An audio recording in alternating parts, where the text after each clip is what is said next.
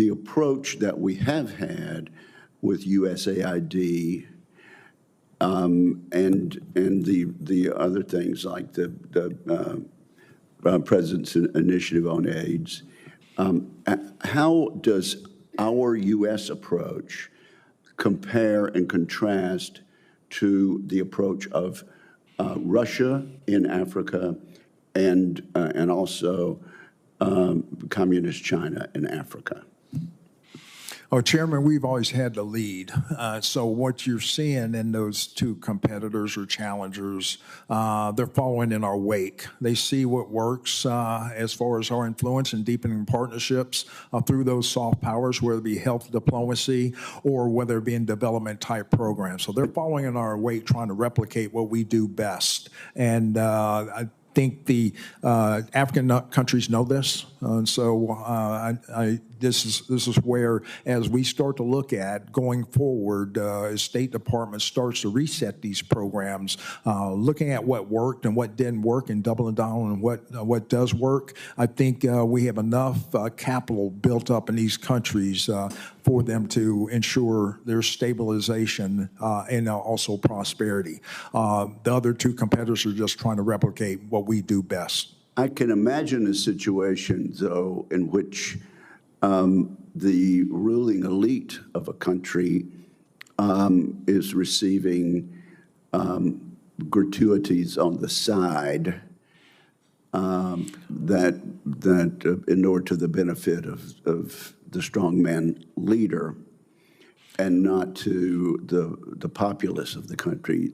Does that sort of corruption and bribery go on with regard to the Belt and Road? Absolutely, Chairman. I see this, and I don't mind calling them out, but Captain Traore and bokina Faso, as they know that both, whether it's their gold reserves, that is all those proceeds are just in exchange to protect the junta regime. There's a number of examples across. Even in Sudan, what's going on with the rapid support forces and Burhan of the Sudan forces, when you get down to it, is all about the revenue that can be drawn out of that. And there are nefarious actors in the CCP and sometimes Russia are complicit in those activities. Okay, well, you can't imagine how frustrating it seems to me that this mineral-rich continent has not been able to move to a utilization of the resources to benefit the people there. After all this time, it's a puzzle that we haven't unwound. Let me see if I can move to General Cavoli, and then I hope we can leave. You're aware of various voices coming from inside government here in the United States, as well as in the media, that have spoken with approval about the Russian organized referendums in 2022 in so-called overwhelming Russian-speaking provinces. General Cavoli, tell us what you know and what you understand about the freedom of those organized referendums and the accuracy of them as a measure of public opinion. Sure, Mr. Chairman. I don't think I'm familiar with the voices in Washington that are talking about this, but I do remember them very well. They were referendums in Lugansk, Donetsk, Zaporizhia, and Kherson provinces. They were in September 2022. They were roundly condemned by nations throughout the world and by international organizations. The Organization for Security and Cooperation in Europe called them illegitimate. The United Nations called them illegal. I think the only country in the world that accepted the result of those referenda, other than Russia, was North Korea. So they have widely been considered not to be legitimate for a variety of reasons about the way they took place and taking place during a conflict by an occupying power. So if members of Congress want to be informed by what happened in these referenda, if our negotiators in this peace process want to be informed by these referenda, what lesson should we take from the legitimacy of those votes? Sir, I think that anybody who wants to know about it, it's pretty well established history. It's pretty easy to find. I could certainly help direct your colleagues or anybody you want to sources on it. What conclusions can we draw? We can draw the conclusion that, the Russian Federation was intent on absorbing those provinces and attempted to put a gloss of legitimacy over it by holding a referenda that had, results like 99% in favor. Rigged results, correct? That was the widespread conclusion at the time in 2022. Yes, sir. And also, since you are a student of the Russian language yourself, is the fact that the Russian language is spoken in part of Ukraine, is that demonstrative of their loyalty with regard to their nationality? Well, we see linguistic minorities in countries all over the world, sir. There certainly is a dominant Russian language population in eastern Ukraine. We see a Russian language population in eastern Estonia. So it's they consider themselves loyal Estonians, do they not? Yeah, it really doesn't have much to do with sovereignty at all. I mean, we have large populations in our country that don't speak English. That's the point I was trying to make. Senator Reed, we will be going into a closed session. Do you have any questions for the open session? I have a few questions, and thank you, Mr. Chairman. General Cavoli, in your military opinion, does the U.S. agreement with Denmark to facilitate access and basing needs in Greenland meet current military requirements? Sir, I can only talk about the part of the military requirements that affect me. So our principal presence on Greenland, the United States personal presence on Greenland is the base at Pitufik in northwestern Greenland. That is not under my operational or administrative control. That's a Space Force base. And I don't know if it's adequate for them or not. From my perspective, as both the Supreme Allied Commander and the U.S. European Command Commander, I have all the access and basing I need to prosecute the operations that we've talked about in the High North during this. So that's from your perspective, European Greenland, just to get the facts right, is within your area of operations. Greenland is within my area of operations as the Supreme Allied Commander, and it is within my area of operations as the U.S. European Command Commander. And you feel at this juncture we have all the capacity we need to confront the threats going forward? Yeah, again, Senator, my part of that is what I can comment on. That's from the coast of Greenland eastward and northward to counter Russian threats coming out of there. I can't really speak for Northcom's interests or anything like that. Thank you. Why Americans, the Westerners, always want Africa to remain poor? The only African country when he's doing well for himself as president, America they condemn. America they condemn Burkina Faso because they don't get any benefit again from Burkina Faso. That's why they condemn Ibrahim Traore.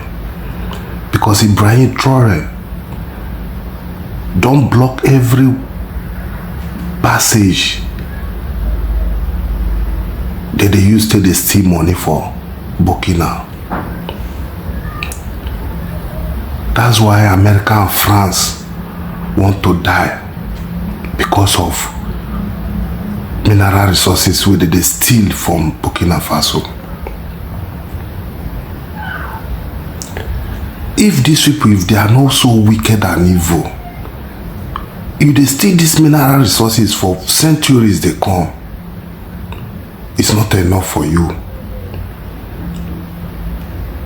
No be say Africa will come America or come France, go France, make una respect them, make una give them wetin una supposed to give them.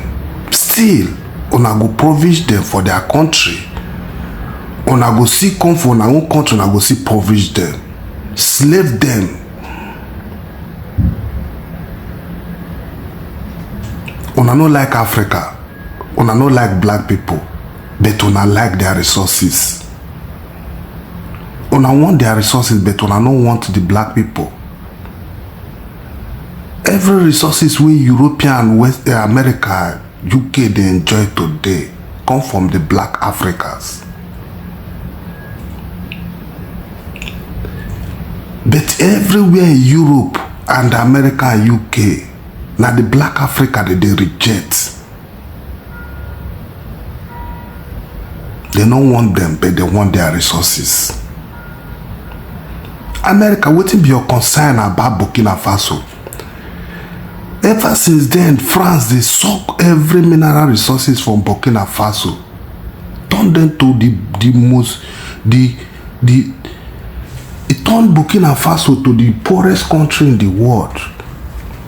America no come out, come talk. Say the citizens know they enjoy their resources. It can't be now where be say Ibrahim traore. They turn Burkina Faso to paradise. They use their mineral resources wet for Burkina Faso.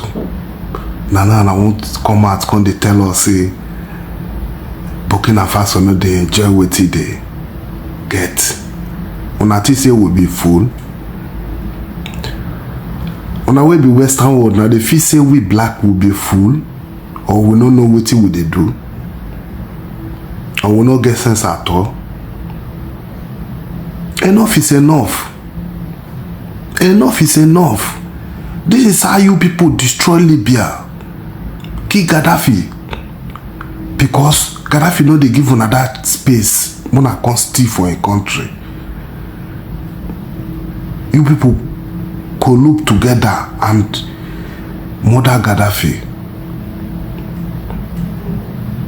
For what reason?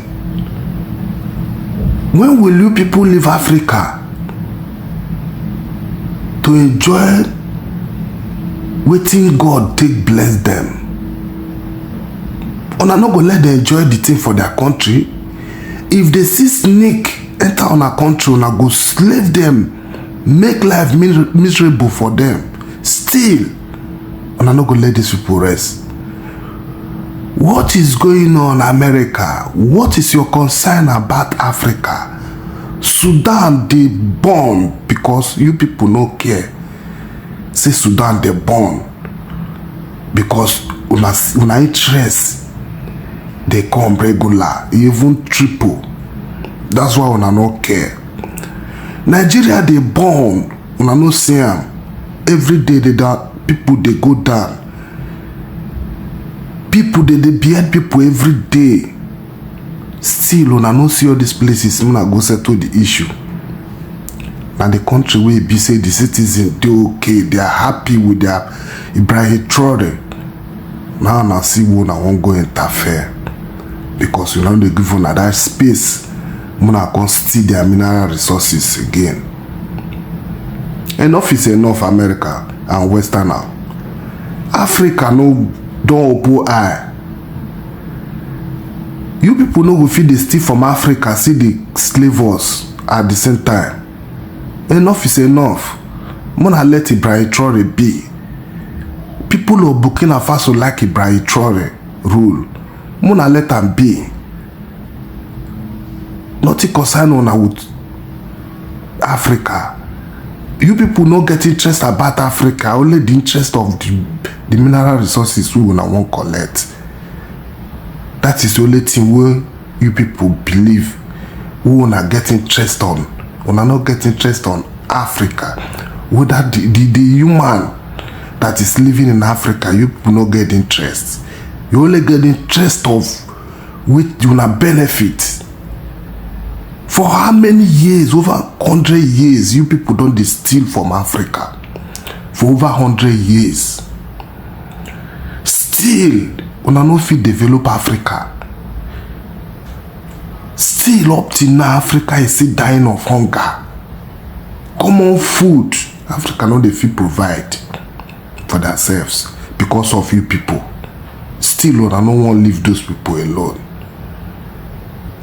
When I don't forget, say there is something they call karma. When the karma will start to visit you Westerner, you will not believe your eyes. Africa have suffered a lot from your hands. When I let Africa be. Thank you, my people.